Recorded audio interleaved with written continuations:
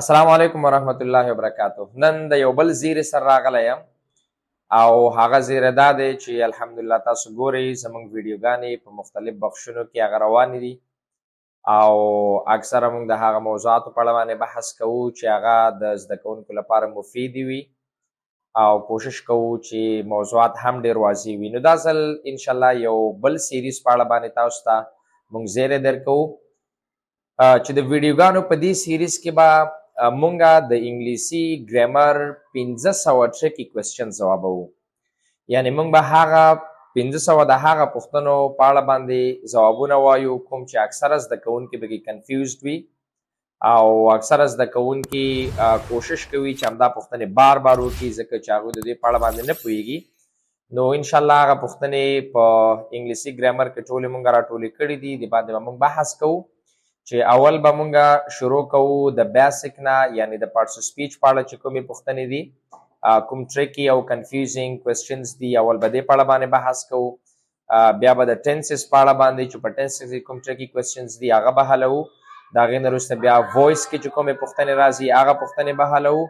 د وایس نه وروسته چې بیا جرنډ او انفینیټیو کې کوم ټریکی کوېسچنز دي، بیا په کلاسز کې او بیا په سپیچ کې، په کورس سپیچ او ریپورټ سپیچ کې کوم ټریکی کوېسچنز دي هغه په اړه باندې به بحث کوو.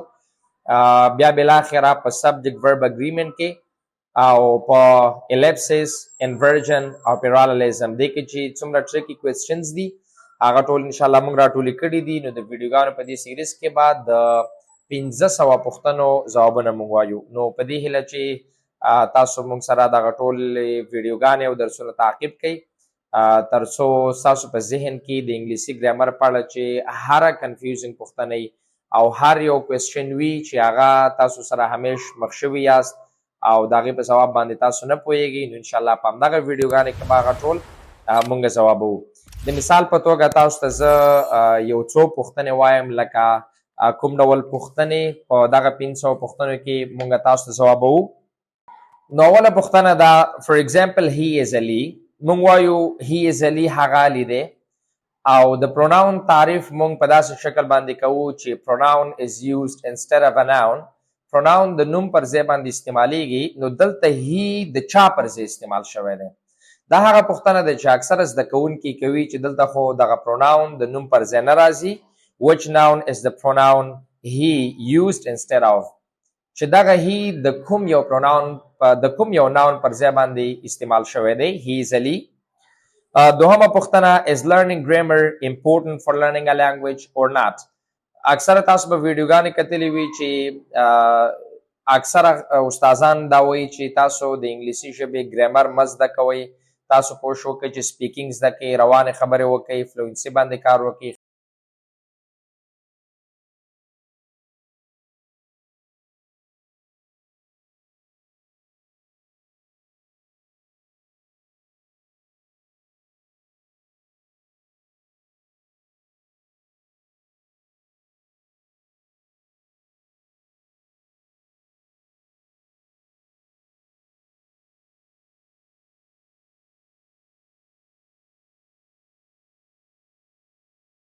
یا نه د باندې به بحث کوو. نمبر 4، is it correct to say that preposition means حرف اضافه in پښتو؟ آیا دا خبره سمه ده چې مونږه preposition په پښتو کې داسې معنا کو چې حرف اضافه؟ پنځمه پوښتنه، how many parts of speech are there in English, 8 or 9؟ دا بل یو کنفیوزینګ پوښتنه ده چې اکثره زده کوونکي دې کې کنفیوزډ وي چې آیا موږ 8 parts of speech لرو که 9 لرو؟ که 9 لرو هغه 9 آیا ارټیکل دی که نه دی، ارټیکل دی که ډیټرمینر دی، دغه کنفیوژن به انشاءالله موږ حل کوو.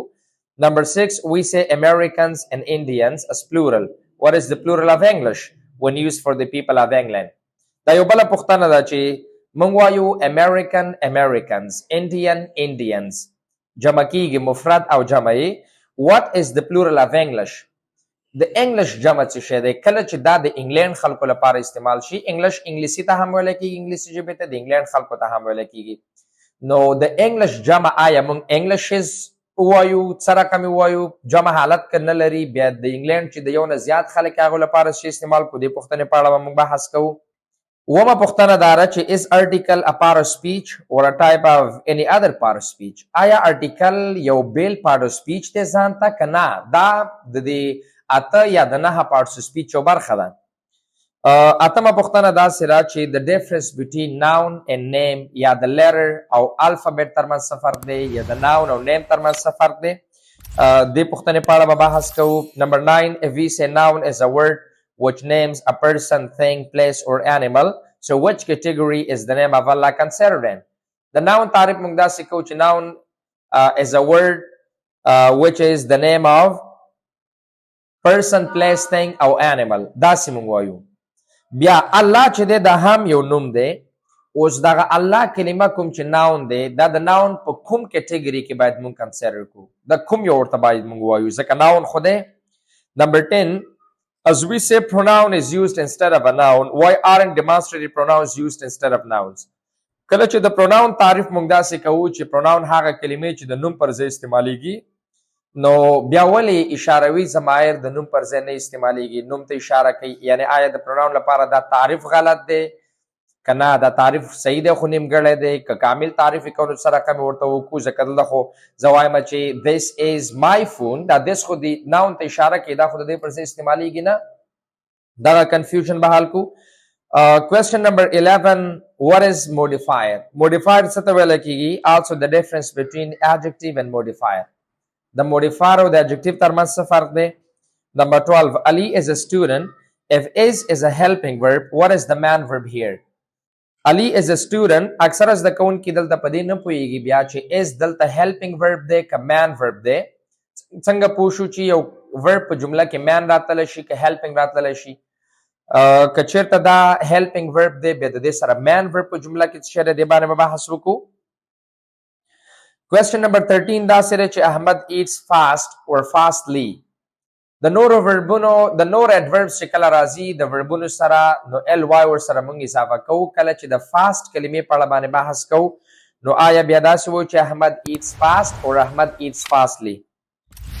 Question number 14, many students and a few teachers were sitting together. What is the subject? Types of subject باندې بدلته موږ بیا بحث کوو چې په جمله کې اکثر زده کوونکي سبجیکټ نشي پیدا کولی چې و سبجیکټ دی کې څه شی دی. که چېرته ساده جمله ولیکل شي I, he, she, it, you ویده استعمال شو یا احمد، محمود، جواد دلته سبجیکټ پیدا کول دوی ته ډېر آسان وي. اما که لږ مغلق جمله ولیکل شي بیا دوی په دې نه پوهېږي چې زه اوس سبجیکټ دلته څنګه پیدا کړم او سبجیکټ پیدا کول په جمله کې دا ډېر زیات مهم دی. نو دلته به مونږ د سبجیکټ په ټایپس باندې وغږیږو چې 3 ډوله سبجیکټس لرو هغې باندې به بحث کوو. Question number 15 کې in the morning I run for an hour. What is in the morning here? The in the morning دلته څه شی دی؟ دا څه فنکشن ادا کوي؟ دغه prepositional phrase ته مونږ دلته په دې جمله کې څه شی ووایو؟ یا شپاړلسمه دا یو پوښتنه بله م وایم. We ate is with a verb in the present simple when the subject is singular. Why don't we do so when the subject is I? is مونږ د verb سره استعمالو په present simple tense کې. For example, he plays, he studies. خو I سره بیا موږ داسې نه وایو چې I studies یا I plays. موږ داسې وایو چې I study, I play. نو he, she, it که سنګولر دی نو I هم سنګولر دی. دا هم یو شخص ته راجع کېږي.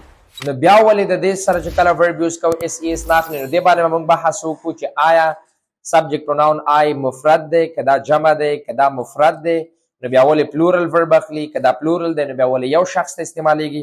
نو دې باندې به بحث کوو. دغه رقم انشاءالله په ترتیب سره به مونږ ټول هغه کوېسچنز چې هغه زده کوونکو ته یو سردردی جوړ شوی یو رقم هغه پکې کنفیوزډ وي نو انشاءالله زه مطمئن یم چې د دې 500 پوښتنو ځوابونه به تاسو سره مرسته وکړي د یو شاګرد په حیث باندې چې ستاسو کنفیوژن ختم شي په موضوع باندې ډېر واضح پوه شئ او د استادانو لپاره به انشاءالله هم دغه فایدې که چېرته د دې نه زده کوونکي پوښتنه کوي نو انشاءالله دغه پوښتنو ځوابونه به دوی سره وي او سیټسفیکټري جواب به ورسره چې هغې ته ورکړي نو په دې هیله چې تاسو موږ سره دغه ویډیوګانې تعقیب کوئ د اول نه تر اخره پورې او زه مطمئن یم چې د دې څخه به تاسو راضي یاست. ډېره مننه. Thank you very much.